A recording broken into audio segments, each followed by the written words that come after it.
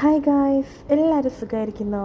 ഞാനിവിടെ സുഖമായിരിക്കുന്നു. ഇന്ന് എനിക്ക് മോർണിംഗ് ഡ്യൂട്ടി ആയിരുന്നു കേട്ടോ.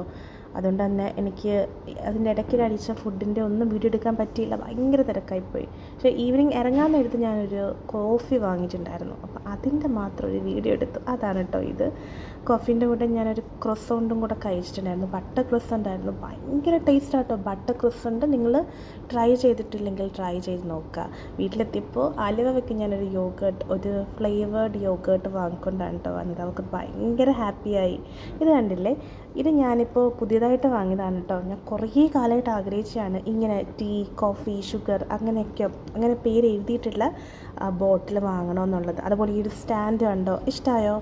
ഇത് ഞാൻ ഒരുപാട് ആഗ്രഹിച്ച് വാങ്ങിയതാണ്.